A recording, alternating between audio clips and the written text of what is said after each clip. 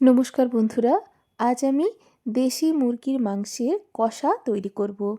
এর জন্য প্রথমেই মাংস ধুয়ে নিয়েছি, মাংসটা ম্যারিনেট করে নিচ্ছি।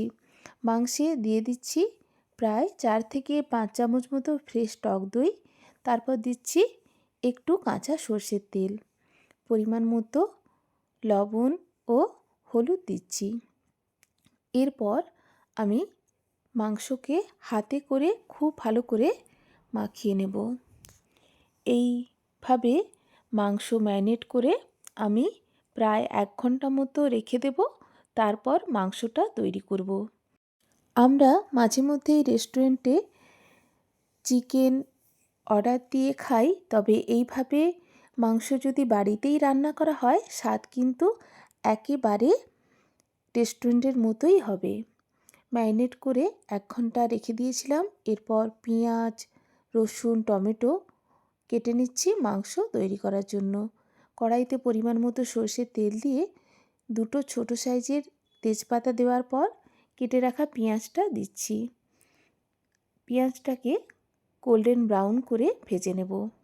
পেঁয়াজ ভালো করে ভাজা হয়ে গেলে দিয়ে দিচ্ছি প্রায় 2 চামচ মতো রসুন বাটা।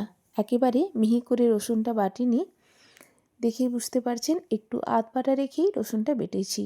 রসুনকে ভালো করে ভেজে নিয়ে দিয়ে দিচ্ছি 1 চামচ মতো আদার বাটা।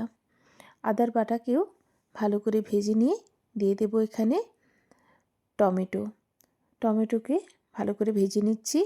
এইভাবে মশলাকে ভালো করে কষিয়ে নিয়ে মাংসটা তৈরি করব। টমেটো ভালো করে ভাজা হয়ে গেছে, টমেটোর মধ্যেকার কাঁচা গন্ধটাও চলে গেছে। এরপর এখানে দিয়ে দেব গুঁড়ো মশলা, জিরের গুঁড়ো পরিমাণ মতো দিচ্ছি, দিয়ে দিচ্ছি ধনের গুঁড়ো ও পরিমাণ মতো হলুদ। গুঁড়ো মশলা একটু নাড়াচাড়া করে নিয়ে দিয়ে দেব ম্যারিনেট করা মাংস। গ্যাসের ফ্লেমটা লোতে করেই মাংসটা দিচ্ছি, যেহেতু টক দই দিয়ে ম্যারিনেট করেছি। এরপর মাংসকে মশলার সাথে ভালো করে মিক্স করে নিচ্ছি।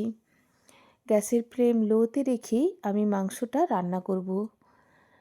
একেবারে রেস্টুরেন্টের মতোই চিকেন কষার স্বাদ হবে যদি আপনারা এইভাবে মাংসটা বাড়িতে তৈরি করেন। গ্যাসের ফ্লেম লোতে রেখে ঢাকা দিয়ে মাংসটা রেখে দিচ্ছি। অপরদিকে প্লেটে নিয়েছি একটা বড় এলাচ, 3টে ছোট এলাচ, একটা জায়ফলের 4 টুকরোর 1 টুকরো নিয়েছি, অর্ধেক জয়িত্রী নিয়েছি, একটা দারুচিনি স্টিক, গোলমরিচ ও নিয়েছি একটা স্টার অ্যানিস, 6টা মতো আমন্ড বাদাম। এরপর গ্যাসের ফ্লেম লোতে রেখে সমস্ত গোটা মশলা ড্রাই রোস্ট করার পর 2 চামচ মতো পোস্ত দিয়ে পোস্তকেও একটু নাড়াচাড়া করে নিয়ে গ্যাসের ফ্লেম অফ করে দেব।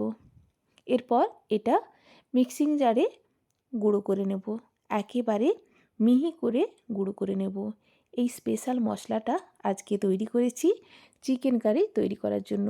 খেতে দুর্দান্ত হয়েছিল এই চিকেনের কষা। আমি আজকে ঝোল তৈরি করিনি, কষা কষা করেই বানিয়েছি। রুটির সাথে তো এরকম চিকেন কষা খেতে ভালো লাগবে, ভাতের সাথেও ভালো লাগবে, রুটি, লুচি, পরোটা, রুমালি রুটি আপনারা আপনাদের পছন্দ মতো যে কোনো কিছুর সাথেই সার্ভ করুন না কেন, খেতে বেশ ভালো লাগবে।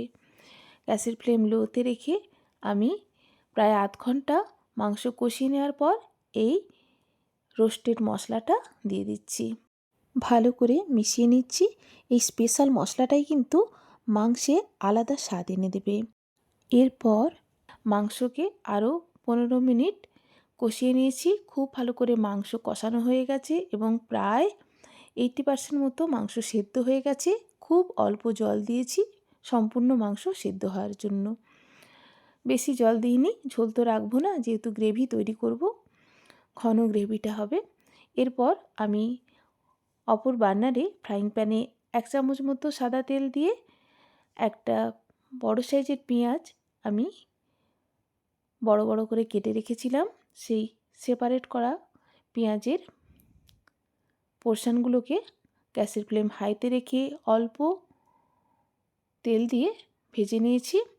একেবারে মাংস সেদ্ধ হয়ে গেছে, শাহি গরম মশলা ছড়িয়ে তারপর দিয়েছি ভেজে রাখা পেঁয়াজ ও চেরা কাঁচা লঙ্কা, আর কিছুই দিইনি। একেবারে সব শেষেই কিন্তু এই পেঁয়াজটা দিতে হবে, যেন পেঁয়াজের মধ্যে ক্রাঞ্চি ভাবটা বজায় থাকে। সেদ্ধ করা যাবে না। পেঁয়াজ যদি সেদ্ধ হয়ে যায় তবে কিন্তু খেতে ভালো লাগবে না। পেঁয়াজ দেওয়ার পর গ্যাসের ফ্লেম অফ করে দিয়ে প্লেটে গরম গরম সার্ভ করছি একেবারে রেস্টুরেন্টের স্বাদে বাড়িতেই চিকেন কষা। রেসিপি ভালো লাগলে অবশ্যই ট্রাই করবেন এবং চ্যানেলকে like, comment, share and subscribe করার অনুরোধ রইল। ধন্যবাদ।